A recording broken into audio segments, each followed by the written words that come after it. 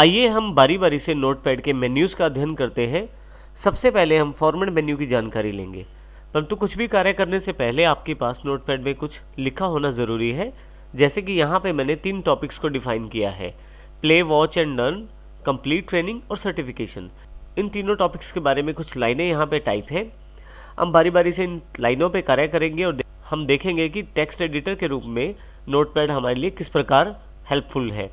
देखें, यदि आप यहाँ ध्यान से देखें तो सबसे पहली प्रॉब्लम हमारे साथ यहाँ ये आ रही है कि जब मैं कुछ इसमें कॉपी पेस्ट करता हूँ या टाइप करता हूँ तो ये सीधा आगे की तरफ टाइप करता जा रहा है। यहाँ यदि आप दूसरी लाइन में देखें, you can learn according to your speed and sitting at your home, यहाँ से आगे चलते चलते मैं यहाँ पे जो लाइन है वो राइट हैंड साइड की तरफ आ रही है, जिसको देखने के लिए मुझे राइट हैंड साइड पे स्क्रॉल करना पड़ता है। स्क्रॉलिंग के लिए आप स्क्रॉल बार का यूज़ कर सकते हैं। नीचे की तरफ आपके पास हॉरिजॉन्टल स्क्रॉल बार है, और यदि डॉक्यूमेंट आपका वर्टिकली अगर आपको स्क्रॉल करना है तो यहाँ वर्टिकल स्क्रॉल बार अवेलेबल हो जाएगी, परंतु अभी इसलिए अवेलेबल नहीं है क्योंकि पेज की जो विड्थ है वो इतनी लंबी नहीं है कि आपको स्क्रॉल बार की ज़रूरत पड़े। सबसे पहले मैं चाहता हूँ कि मेरी सभी लाइनें मेरे पेज के अनुसार सामने रहें और राइट हैंड साइड मुझे स्क्रॉल ना करना पड़े, तो इसके लिए फॉर्मेट मेन्यू का प्रयोग करेंगे हम। सबसे पहली कमांड इसमें वर्ड रैप की है। जैसे ही वर्ड रैप पे क्लिक करता हूँ, आप देखेंगे वो सभी लाइनें राइट हैंड साइड पर न जाकर नीचे की तरफ आ गई हैं। देखिए यहाँ subject is easy, you can move forward. यहाँ पे देखिए आसानी से मैं पढ़ सकता हूँ इस डॉक्यूमेंट को।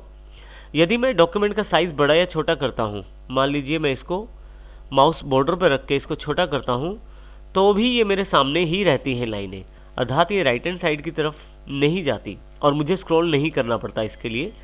देखिए रिसाइज़ करने के पश्चात भी मैं अपनी सभी लाइनों को अपने सामने देख पा रहा हूँ। यदि आप चाहें तो फिर से वापस आप ये ऑप्शन को रिवर्ट कर सकते हैं। उसके लिए फॉर्मेट पे चले जाएं, वर्ड रैप ऑफ कर दें, तो फिर से आपकी जो लाइनें हैं राइट हैंड साइड वाली साइड चली गई हैं। अगला ऑप्शन हमारे पास फॉर्मेट मेन्यू में फ़ॉन्ट का है, परंतु इस ऑप्शन को प्रयोग करने से पहले मैं अपने इस नोटपैड का साइज़ मैक्सिमाइज़ कर लेता हूँ मैक्सिमाइज़ बटन से। देखिए मेरे पास मेरा नोटपैड जो है वो मैक्सिमाइज साइज़ में अवेलेबल हो गया है। मोस्टली टेक्स्ट एडिटर में काम करते समय आपको सेलेक्ट करना ज़रूरी रहता है यदि आप किसी तरह की फ़ॉन्ट सेटिंग्स करते हैं, परंतु नोटपैड में आपको टेक्स्ट को सिलेक्ट करने की आवश्यकता नहीं है। आप फॉर्मेट पे चले जाएं और फ़ॉन्ट ऑप्शन को सिलेक्ट कर लें। आपके सामने एक फ़ॉन्ट डायलॉग बॉक्स अवेलेबल हो जाएगा। इसमें आपके पास काफ़ी सारे ऑप्शन हैं। जैसे सबसे पहला ऑप्शन फ़ॉन्ट है। इसमें पहले टेक्स्ट बॉक्स में ये दिखाया जा रहा है कि आपके पास इस वक्त कौन सा फ़ॉन्ट अवेलेबल है। नीचे की तरफ आपके पास काफ़ी सारे और फ़ॉन्ट ऑप्शंस अवेलेबल हैं। आप फ़ॉन्ट का अर्थ है किसी भी तरह के लिखाई के स्टाइल से। आप यहाँ कोई भी दूसरा स्टाइल लेकर यदि ओके करेंगे तो ये एप्लीकेबल हो जाएगा। जैसे मैं यहाँ पे एरियल राउंडेड एम्प्टी को सिलेक्ट कर लेता हूँ और ओके कर देता हूँ। अब देखेंगे कि आपका फ़ॉन्ट चेंज हो गया है। मैं फिर से फॉर्मेट से फ़ॉन्ट पे वापस आ जाता हूँ। हर एक फ़ॉन्ट के साथ आपके बेसिक फ़ॉन्ट स्टाइल के ऑप्शन जुड़े रहते हैं जो आप फ़ॉन्ट स्टाइल में प्राप्त कर सकते हैं, परंतु इससे पहले मैं एरियल में वापस आ जाता हूँ और ओके कर देता हूँ। फिर से फॉर्मेट फ़ॉन्ट। अब देखें कि आप एरियल फ़ॉन्ट के साथ काफ़ी सारे फ़ॉन्ट स्टाइल ऑप्शन जुड़े हुए हैं, और सबसे अच्छी बात यह है कि नोटपैड में पहले से ही आपको यहाँ पे प्रीव्यू दिखाया गया है। जिस प्रकार का फ़ॉन्ट स्टाइल आप सेलेक्ट करेंगे उस प्रकार का प्रीव्यू आप देखते हुए ये तय कर सकते हैं कि टेक्स्ट आपका कैसा दिखाई देगा। जैसे कि यहाँ पे मैं बोल्ड इटैलिक चुन लेता हूँ और ओके कर देता हूँ। अब देखेंगे कि बिल्कुल आपका टेक्स्ट वैसा ही हो गया है जैसा मैंने चुना है। फिर से फ़ॉन्ट पे वापस जाता हूँ। नेक्स्ट ऑप्शन मेरे पास साइज़ का अवेलेबल है। मैं यहाँ फ़ॉन्ट का साइज़ भी सिलेक्ट कर सकता हूँ। इसके लिए फिर से मैं कोई भी साइज़ यहाँ से सिलेक्ट कर लेता हूँ। सैम्पल के रूप में साइज़ मुझे यहाँ दिखाया गया है नीचे। जैसे ही मैं ओके करता हूँ मेरे पास साइज़ अवेलेबल हो जाता है उस साइज़ के अनुसार जो साइज़ मैंने सेलेक्ट किया है। फ़ॉन्ट डायलॉग बॉक्स के नीचे की तरफ स्क्रिप्ट का ऑप्शन है। स्क्रिप्ट से आप थोड़ा बहुत बदलाव और कर सकते हैं अकॉर्डिंग टू स्क्रिप्ट अपने फ़ॉन्ट के स्टाइल में। जैसे कि यहाँ पे इस वक्त स्क्रिप्ट है वेस्टर्न अवेलेबल है, परंतु यदि मैं हेब्रू स्क्रिप्ट को चुन लेता हूँ तो यहाँ पे आप सैम्पल में देखेंगे थोड़ा सा बदलाव है। जैसे ही ओके करूँगा मैं, अकॉर्डिंग टू स्क्रिप्ट आपका जो फ़ॉन्ट का स्टाइल है, साइज़ है और डिज़ाइन है वो चेंज हो जाएगा। इस प्रकार से फिर से फॉर्मेट पे मैं फ़ॉन्ट पे वापस आ जाता हूँ। यहाँ से मैं फिर से वेस्टर्न स्क्रिप्ट चुन लेता हूँ और ओके कर देता हूँ। फिर से मैं पुरानी सेटिंग में वापस आ गया हूँ। यदि आप चाहें तो इन फ़ॉन्ट्स में और फ़ॉन्ट्स को भी शामिल कर सकते हैं। उसके लिए आप शो मोर फ़ॉन्ट्स पे क्लिक करें, आपके पास फ़ॉन्ट्स डायलॉग बॉक्स अवेलेबल हो जाएगा विंडोज़ का। यहाँ पे आप नेट से फ़ॉन्ट्स डाउनलोड करके इंस्टॉल कर सकते हैं और उन फ़ॉन्ट्स को आप अपने नोटपैड में शामिल कर सकते हैं। मैं यहाँ से इस बॉक्स को क्लोज़ कर देता हूँ। यदि आप किसी कारण से सेटिंग्स को अप्लाई नहीं करना चाहते तो आप कैंसिल कर दीजिए, वो सेटिंग्स अप्लाई नहीं होंगी। सेटिंग्स तभी अप्लाई होंगी जब आप ओके करेंगे। कैंसिल करने के अलावा यहाँ से क्लोज़ भी कर सकते हैं इस बॉक्स को, दोनों का कार्य एक जैसा ही रहेगा। नेक्स्ट टैब जो हम जानकारी लेंगे वो है एडिट। एडिट में सबसे पहली कमांड अनडू है। मान लीजिए मैं किसी टेक्स्ट को सिलेक्ट करके डिलीट का बटन प्रेस कर देता हूँ तो ये टेक्स्ट नोटपैड से डिलीट हो गया है। यदि आप इस कमांड को रिवर्स करना चाहते हैं, अनडू करना चाहते हैं, तो एडिट पे अनडू कमांड का प्रयोग करें। यदि आप यहाँ ध्यान दें तो हर एक कमांड के आगे एक शॉर्टकट दिया गया है, जैसे कि Ctrl+Z। अनडू कमांड पे क्लिक करने पे आप देखें यहाँ से जो आपने टेक्स्ट डिलीट किया था वो वापस आ गया है। और फिर से यदि Ctrl+Z करता हूँ तो फिर से ये देखिए एक स्टेप फिर से बैक हो गया है। तो आप Ctrl+Z का प्रयोग फॉरवर्ड और रिवर्स दोनों कमांड्स के लिए यहाँ करेंगे। इसके अतिरिक्त आप यदि ध्यान दें तो बजाय मैं एडिट पे जाकर अनडू क्लिक करने के कीबोर्ड से Ctrl+Z की का प्रयोग भी कर सकता हूँ। इसी तरह से आप अपने टेक्स्ट को कट कॉपी पेस्ट भी कर सकते हैं। कट का अर्थ है मूव करने से। मैं यहाँ कट कर देता हूँ टेक्स्ट को और माउस का कर्सर जो है नीचे ले आता हूँ। देखिए मैं यहाँ क्लिक करने की कोशिश कर रहा हूँ और वो नीचे नहीं आ रहा कर्सर। तो इसके लिए सबसे पहले मैं लास्ट लाइन पे क्लिक करूँगा, एंड का बटन दबाऊँगा कीबोर्ड पे और एंटर प्रेस कर दूँगा। तो यहाँ पे अब मेरा कर्सर नीचे आ गया है। मैंने जो टेक्स्ट कट किया हुआ है उसे यहाँ लाने के लिए मुझे पेस्ट करना पड़ेगा। जैसे ही आप पेस्ट करेंगे वो वाला टेक्स्ट बीच में से उठ के नीचे आ गया है। इसका अर्थ ये हुआ कि कट का प्रयोग हम मूव करने के लिए करते हैं। कट का प्रयोग करने के बाद आप पेस्ट का प्रयोग करें ताकि आपने जो टेक्स्ट कट किया है उसको आप प्लेस कर सकें। इसी तरह से मैं कॉपी कर सकता हूँ किसी टेक्स्ट को। जैसे मैं इस लाइन को सिलेक्ट कर लेता हूँ, एडिट पर जाकर कॉपी कर देता हूँ तो मेरे पास ये टेक्स्ट कॉपी हो गया है। परंतु टेक्स्ट को मुझे दूसरी जगह रखने के लिए पेस्ट करना ज़रूरी है। जैसे मैं यहाँ पे क्लिक कर देता हूँ, एडिट पे पेस्ट कमांड का प्रयोग करता हूँ तो आप देखेंगे कि वही लाइन यहाँ पे दोबारा पेस्ट हो गई है। पेस्ट का प्रयोग मैं एक से अधिक बार कर सकता हूँ। जैसे कि यहाँ पे मैं फिर से पेस्ट कर देता हूँ एक बार फिर से। तो इस प्रकार आप पेस्ट का प्रयोग जितनी बार चाहे उतनी बार कर सकते हैं। आपके पास जो टेक्स्ट क्लिपबोर्ड पर है, माइक्रोसॉफ्ट की तरफ से एक क्लिपबोर्ड एरिया रहता है सभी सॉफ्टवेयर्स के लिए कॉमन। वहाँ पे जो टेक्स्ट रहता है वो आप कभी भी दोबारा पेस्ट कर सकते हैं जब तक आपके क्लिपबोर्ड पे वो टेक्स्ट है। जैसे कि हमारे पास प्ले वॉच एंड लर्न जो टेक्स्ट है वो हमारे पास इस वक्त क्लिपबोर्ड पे है, तो उसको आसानी से मैं कभी भी पेस्ट दोबारा कर सकता हूँ। यदि आप अपनी फाइल में से किसी टेक्स्ट को डिलीट करना चाहते हैं तो वो भी आसानी से कर सकते हैं। जैसे कि यहाँ पे मैं इन 4 लाइनों को सिलेक्ट कर लेता हूँ। एडिट पे मेरे पास डिलीट कमांड है। यदि मैं इसे क्लिक कर दूँ डिलीट को तो मेरे पास ये टेक्स्ट यहाँ से हट जाएगा, अर्थात मेरे फाइल में से डिलीट हो जाएगा। मैं इसे वापस ला सकता हूँ फिर से अनडू के द्वारा। शॉर्टकट के रूप में Ctrl+Z का प्रयोग भी कर सकता हूँ मैं। इसी तरह से आपके पास फाइंड कमांड का ऑप्शन है। आप चाहें तो किसी वर्ड को आसानी से आप ढूंढ सकते हैं नोटपैड में। छोटी फाइल होने पर तो सामने दिखाई दे रहे हैं वर्ड, परंतु यदि आपकी फाइल बहुत बड़ी हो, काफ़ी सारे पेजेस की हो, किसी खास वर्ड को ढूंढना मुश्किल हो जाता है। ऐसे केस में आप एडिट में फाइंड का प्रयोग करें। जिस टेक्स्ट को आप ढूंढना चाहते हैं वो यहाँ टाइप कर दें। जैसे यहाँ मैं प्ले को ढूंढना चाहता हूँ। आप यहाँ ध्यान दें कि मैंने सबसे पहले कर्सर को ऊपर क्लिक कर दिया है, सबसे ऊपर, और यहाँ पे डायरेक्शन में डाउन सिलेक्टेड है, अर्थात ऊपर से नीचे की तरफ अब टेक्स्ट को सर्च किया जाएगा। अर्थात ऊपर से नीचे की तरफ जो मैंने फाइंड वर्ड में लिखा है प्ले, उसे ढूंढा जाएगा। इससे मैंने फाइंड वर्ड टेक्स्ट बॉक्स में जो मैंने प्ले लिखा है उसको ऊपर से नीचे की तरफ ढूंढा जाएगा। यदि मैं अप की तरफ ढूंढना चाहता हूं तो मैं नीचे क्लिक कर दूंगा ताकि नीचे से ऊपर की तरफ ढूंढा जाए। यदि मैं चाहता हूं कि टेक्स्ट को केसिंग के अनुसार ढूंढा जाए, अर्थात यदि मैं बड़े अक्षर लिखूं, कैपिटल लेटर्स लिखूं तो कैपिटल ढूंढे जाए और स्मॉल लेटर्स लिखूं तो स्मॉल ढूंढे जाए, तो मैं मैच के इस ऑप्शन को क्लिक करके ऑन कर सकता हूँ। परंतु अभी मैं इसे अनचेक कर देता हूँ। मैंने प्ले लिख लिया है फाइंड वर्ड बॉक्स में, डायरेक्शन डाउन साइड पे है और मैंने ऊपर की तरफ क्लिक भी कर दिया है। अब मैं फाइंड नेक्स्ट पे क्लिक करता हूँ। आप देखेंगे कि प्ले वर्ड जहाँ जहाँ अवेलेबल है वहाँ वहाँ सेलेक्ट किया जा रहा है। परंतु यहीं पे अगर मैं उससे आगे प्ले सर्च करने की कोशिश करता हूँ तो मेरे पास नोटपैड की तरफ से एक मैसेज अवेलेबल है, कैन नॉट फाइंड प्ले, अर्थात इससे आगे उसे प्ले अवेलेबल नहीं, अर्थात इससे आगे उसे प्ले वर्ड कहीं नहीं मिल रहा। मैं ओके कर देता हूँ। अब की बार मैं लास्ट में क्लिक कर देता हूँ, डायरेक्शन अप कर देता हूँ और फिर से फाइंड नेक्स्ट। आप देखेंगे कि अब की बार रिवर्स डायरेक्शन में प्ले वर्ड को ढूंढा जा रहा है। इसी तरह से यदि मान लीजिए मुझे प्ले वर्ड छोटे अक्षरों में ढूंढना है, यहाँ मैं फाइंड वर्ड में प्ले टाइप कर लेता हूँ और माउस का कर्सर ऊपर क्लिक कर देता हूँ शुरुआत में और डायरेक्शन डाउन। अब मैं फाइंड नेक्स्ट करता हूँ, प्ले, यहाँ भी प्ले को, अब देखेंगे कि छोटे अक्षर वाला प्ले 3rd नंबर पे आया है। फिर से प्ले जो एक इस तरफ भी है और फिर से प्ले। मैंने अपने फाइल में थोड़ी सी चेंजेस की हैं और प्ले को 2 बार और शामिल किया है छोटे अक्षरों में। परंतु अब यहाँ मेन बात यह है कि मैं प्ले छोटा ढूंढना चाहता हूँ, परंतु ये बड़े प्ले वाले अक्षरों को भी ढूंढ रहा है। यहाँ देखें आप।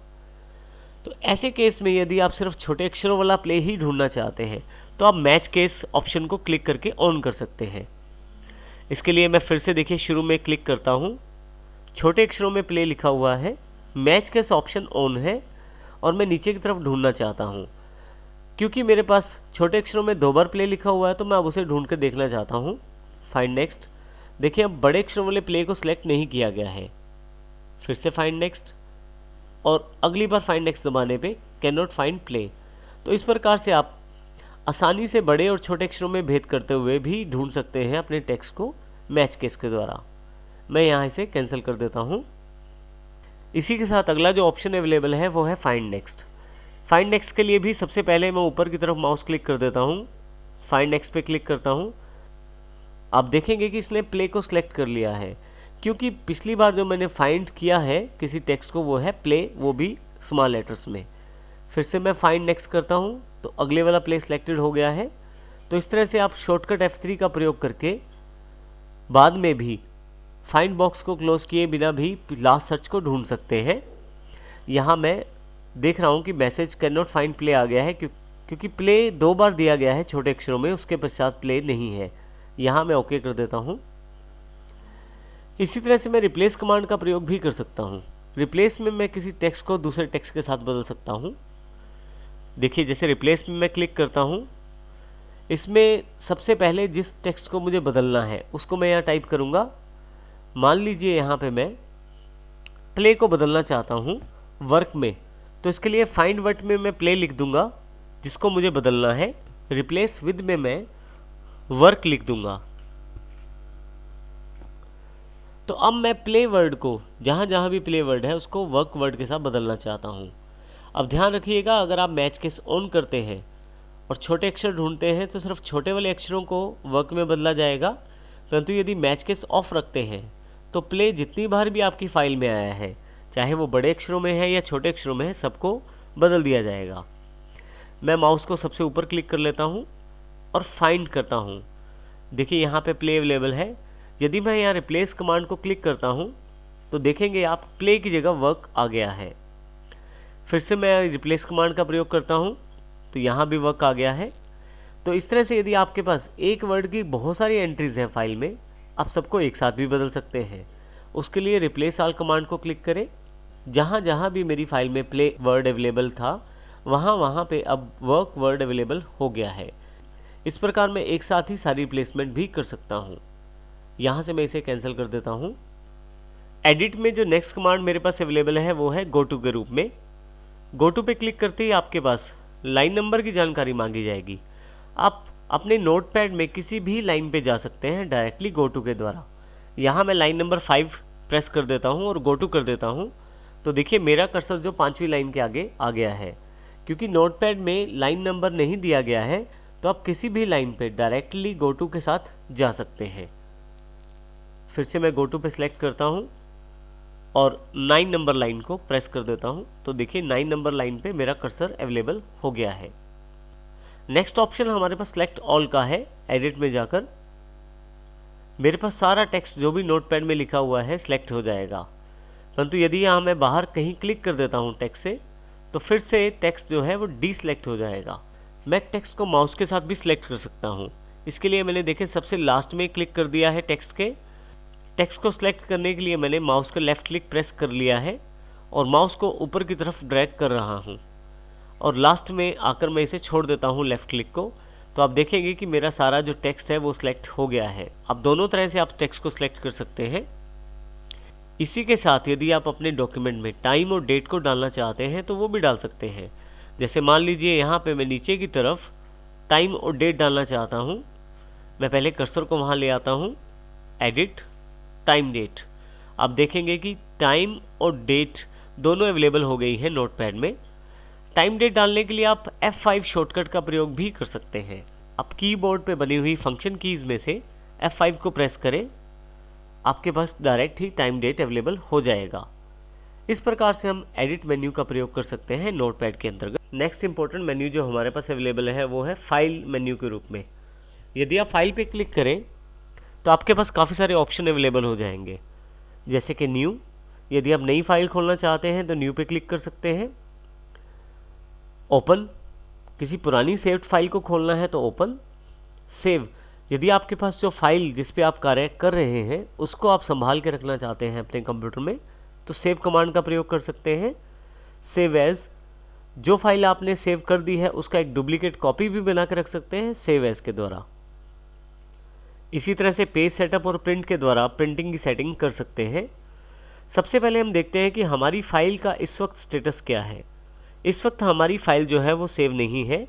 उसकी जानकारी मुझे यहाँ ऊपर टाइटल बार से मिलती है, क्योंकि यहाँ पे अनटाइटल्ड लिखा हुआ है, अर्थात मैंने अपनी फ़ाइल का कोई भी नाम या टाइटल नहीं रखा।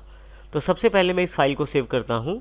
उसके लिए मुझे फाइल पे जाना है और सेव बटन पे क्लिक करना है। जैसे ही आप सेव पे क्लिक करते हैं आपके पास एक save as dialog box available हो जाएगा। आइए इस डायलॉग बॉक्स में देखते हैं कि फाइल को किस प्रकार हम सेव कर सकते हैं। सबसे ऊपर देखें तो आपके पास ये जानकारी दी जा रही है कि अभी आप कहाँ पे हैं। यदि आप माउस को लास्ट में क्लिक करें, सी में, आप अपनी सी ड्राइव यूज़र्स में बेस्टो यूज़र के अंतर्गत डॉक्यूमेंट्स के अंतर्गत हैं। मैं यहाँ लेफ़्ट सेक्शन का प्रयोग करते हुए कहीं पे भी अपना फ़ाइल को सेव कर सकता हूँ। लेफ़्ट साइड पे वो सभी लोकेशंस हैं जहाँ पे मैं अपनी फ़ाइल सेव कर सकता हूँ। जैसे मैं अपनी फ़ाइल को डॉक्यूमेंट्स में सेव करना चाहता हूँ तो यहाँ पे मैं डॉक्यूमेंट सेलेक्ट कर लेता हूँ। यहाँ पे मेरे पास राइट हैंड साइड पे डॉक्यूमेंट फोल्डर के अंतर्गत जो भी फाइल्स या फोल्डर पहले से अवेलेबल है उनकी जानकारी है। अब मैं नीचे फाइल नेम पे अपनी इस फाइल का एक नाम रखना चाहता हूँ। माई टेक्स्ट के नाम से मैंने फाइल का नाम रखा है। अब सेव एज टाइप में यदि ध्यान दें तो आपके पास टेक्स्ट ऑप्शन अवेलेबल है, अर्थात आपकी जो फाइल सेव होगी वो start.txt एक्सटेंशन से होगी, अर्थात ये नोटपैड की फाइल होगी। ये जानकारी इस एक्सटेंशन से मिलती है। यहाँ अब मैं इसे सेव कर देता हूँ। आप देखेंगे कि जहाँ अनटाइटल लिखा हुआ था वहाँ माई टेक्स्ट लिखा आ गया है। मैं इस फाइल को क्लोज कर देता हूँ। यहाँ से दोबारा इस फाइल को ओपन करने के लिए मैं नोटपैड पे क्लिक करता हूँ, फाइल पे, ओपन। जब आप ओपन पे क्लिक करते हैं तो आपके पास बिल्कुल वैसा ही एक ओपन डायलॉग बॉक्स खुल जाता है जैसा सेव वाला खुला था, परंतु इसमें फ़र्क ये है कि पहले हम फाइल को सेव कर रहे थे, अब की बार फाइल को खोल रहे हैं। बाकी लगभग ऑप्शन सेम ही है। जैसे ऊपर की तरफ मैं कहाँ पे हूँ ये जानकारी, मैं डॉक्यूमेंट्स सेक्शन में हूँ। लेफ़्ट साइड से मैं उस जगह या उस लोकेशन का चुनाव कर सकता हूँ जहाँ पे मेरे पास फाइल पड़ी है, जैसे डॉक्यूमेंट्स। राइट हैंड साइड पे मेरे पास फाइल का नाम आ गया है, मैं माई टेक्स्ट फाइल को चुन लेता हूँ। अब देखेंगे कि फाइल नेम स्वयं ही यहाँ सेलेक्ट हो गया है जब मैंने ऊपर क्लिक किया है फाइल को। जैसे ही ओपन पे क्लिक करता हूँ मेरे पास मेरी फ़ाइल फिर से खुल जाती है। इस प्रकार ओपन के द्वारा मैं फ़ाइल को खोल सकता हूँ।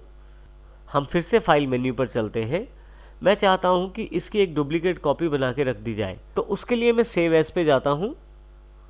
सेव एज बॉक्स बिल्कुल वही सेव वाला बॉक्स है, फ़र्क सिर्फ इतना है कि अब की बार आपकी पहली फ़ाइल भी बनी रहेगी और एक नई फ़ाइल और ऐड हो जाएगी यहाँ पे नए नाम से। एक तरह से उसका एक कॉपी ऐड हो जाएगा। तो माई टेक्स्ट मेरी पहली फ़ाइल का नाम था और माई टेक्स्ट 1 मेरी दूसरी फ़ाइल का नाम है। मैं यहाँ इसे सेव कर देता हूँ। अब ऊपर की तरफ देखें, जहाँ पे टाइटल बार है वहाँ पे आपके पास माई टेक्स्ट 1 लिखा आ गया है, जो मेरी नई फ़ाइल का नाम है। यदि ओपन करना चाहूँ तो अब मैं इन दोनों में से किसी भी फ़ाइल को ओपन कर सकता हूँ। इस प्रकार मैं अपनी फ़ाइल को सेव एज कर सकता हूँ। अब यदि आप चाहते हैं बिल्कुल नई और फ्रेश फाइल बनाना, तो आप फाइल पे न्यू पे क्लिक कर दीजिए, आपके पास एक ब्लैंक फाइल अवेलेबल हो जाएगी। अब मैं यहाँ इसमें कुछ भी टाइप कर सकता हूँ, परंतु मैं फिर से एक पहले वाली फाइल खोल लेता हूँ। नीचे की तरफ पेज सेटअप और प्रिंट के नाम से दो कमांड्स अवेलेबल हैं। पेज सेटअप से मैं अपने पेज की सेटिंग कर सकता हूँ प्रिंटिंग के लिए। मैं पेज सेटअप को क्लिक कर देता हूँ। साइज से मैं पेपर का चुनाव कर सकता हूँ, जैसे मैं यहाँ डिफ़ॉल्ट A4 ले लेता हूँ। A4 पेज आपका फोटोस्टेट का बेसिक पेज होता है जो हम फोटोस्टेट में यूज़ करते हैं। आप और पेज साइज़ का चुनाव भी यहाँ से कर सकते हैं। इसके अतिरिक्त ओरिएंटेशन आप बता सकते हैं। पोर्ट्रेट बताएंगे तो लंबाई में प्रिंटिंग आएगी, और लैंडस्केप बताएंगे तो चौड़ाई में प्रिंटिंग। कुछ प्रीव्यू में दिखाया जा रहा है कुछ इस तरह से, पोर्ट्रेट, लैंडस्केप। इसी तरह से आप मार्जिन डिसाइड कर सकते हैं। यदि आप यहाँ मार्जिन बढ़ाते हैं तो यहाँ पे लेफ़्ट सेक्शन पे मार्जिन ज़्यादा दिखाई देगा। जैसे कि यहाँ पे मार्जिन में 2 कर देता हूँ तो आप देखेंगे कि लेफ़्ट साइड का मार्जिन बढ़ गया है। इस तरह से बाकी साइड्स के मार्जिन भी आप कंट्रोल कर सकते हैं यहाँ से। इसके अतिरिक्त हमारे पास नीचे 2 टेक्स्ट बॉक्स और हैं, हेडर और फुटर। यदि आपकी फ़ाइल में बहुत सारे पेजेस हैं और कोई टेक्स्ट आप हर पेज के ऊपर डालना चाहते हैं, तो उसको बार बार लिखने के बजाय आप पेज के हेडर में इंक्लूड कर सकते हैं। यहाँ हेडर टेक्स्ट बॉक्स में जो भी आप लिखेंगे, जब भी प्रिंटिंग निकलेगी हर पेज के ऊपर वो टेक्स्ट रिपीट होगा। जैसे यहाँ पे मैं हेडर के लिए लाइन लिख देता हूँ,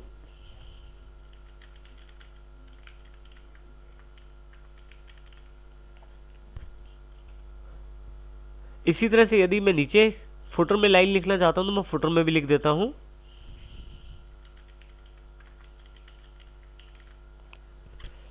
अब जितने भी पेजेस हम प्रिंटिंग में निकालेंगे, यदि वो संख्या में बहुत ज़्यादा होते हैं, एक से ज़्यादा होते हैं, तो हर पेज के ऊपर हेडर वाला टेक्स्ट आएगा और हर पेज के नीचे वाली साइड पे फुटर वाला टेक्स्ट आएगा। जैसे ही मैं ओके करता हूँ ये सेटिंग्स एप्लीकेबल हो जाएंगी। फाइल में नेक्स्ट ऑप्शन हमारे पास जो अवेलेबल है वो है प्रिंटिंग के लिए। फाइल में चले जाएं और प्रिंट को क्लिक कर दें। आप शॉर्टकट Ctrl+P भी प्रयोग कर सकते हैं।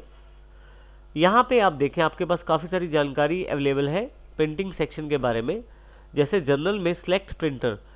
अब यहाँ पे मेरे पास कंप्यूटर में कोई भी प्रिंटर इंस्टॉल नहीं है, परंतु यदि आपके कंप्यूटर में प्रिंटर इंस्टॉल हो तो उसका नाम यहाँ पे आ जाएगा। आप उस नाम को सिलेक्ट करें। उसके पश्चात आप यहाँ पे प्रेफरेंसेस सिलेक्ट कर सकते हैं अपने प्रिंटर के लिए, लैंडस्केप या पोर्ट्रेट। जिस तरह से आप प्रिंटिंग चाहते हैं उस तरह की प्रिंटिंग लेआउट में आ जाएगी। यहाँ मैं कैंसिल कर देता हूँ अभी इसे। इसके अलावा यहाँ पे पेज रेंज, यदि ऑल करेंगे तो सभी पेजेस प्रिंट हो जाएंगे, और किसी एक खास पेज को प्रिंट करना हो तो पेजेस सेलेक्ट करके उस पेज का नंबर डाल दीजिए। नंबर ऑफ़ कॉपीज़ आप यहाँ से डिसाइड कर सकते हैं। आप जितनी कॉपीज़ यहाँ फीड करेंगे उतनी कॉपीज़ प्रिंटिंग में निकाली जाएंगी।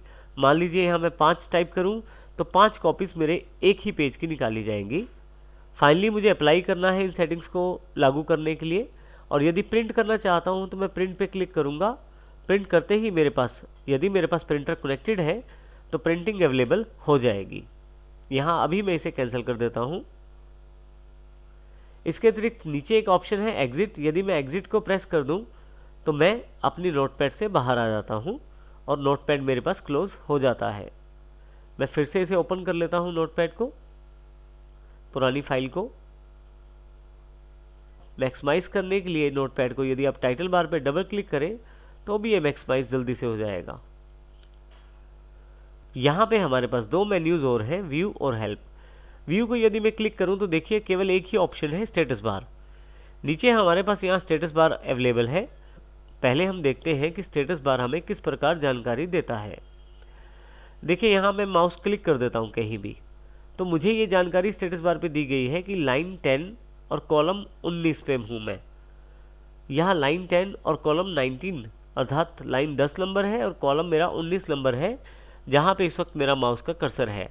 कहीं भी क्लिक करके मैं देखिए अलग अलग लोकेशन की लाइन नंबर और कॉलम नंबर की जानकारी ले सकता हूँ। इसके अतिरिक्त मुझे अगर स्टेटस बार को बंद करना है, स्टेटस बार मुझे नहीं चाहिए यहाँ से, तो व्यू पे जाके स्टेटस बार ऑफ कर दूंगा। स्टेटस बार यहाँ से चली जाएगी। फिर से लाना है तो व्यू पे स्टेटस बार पे क्लिक कर दीजिए। इसके अतिरिक्त हमारे पास लास्ट मेन्यू हेल्प के रूप में है। आप यदि हेल्प चाहते हैं नोटपैड की तो व्यू हेल्प पे क्लिक करें। माइक्रोसॉफ्ट द्वारा आपको ऑनलाइन हेल्प प्रदान की जाएगी। आप यहाँ से हेल्प का प्रयोग कर सकते हैं। क्योंकि मैंने नेट मेरे पास कनेक्टेड नहीं है, परंतु यदि आप पे नेट कनेक्टेड होगा तो आपको सारी जानकारी यहाँ व्यू हेल्प में दे दी जाएगी। अबाउट नोटपैड पे यदि आप क्लिक करें तो आपको माइक्रोसॉफ्ट की इस नोटपैड ऐप की अधिक जानकारी दी जाएगी कि ये किसके नाम से रजिस्टर्ड है और किस लाइसेंस के अंतर्गत ये आपके पास अवेलेबल है। यहाँ मैं इसे कैंसिल कर देता हूँ। इस प्रकार हम अपने बेसिक टेक्स्ट एडिटर अर्थात नोटपैड में कार्य कर सकते हैं।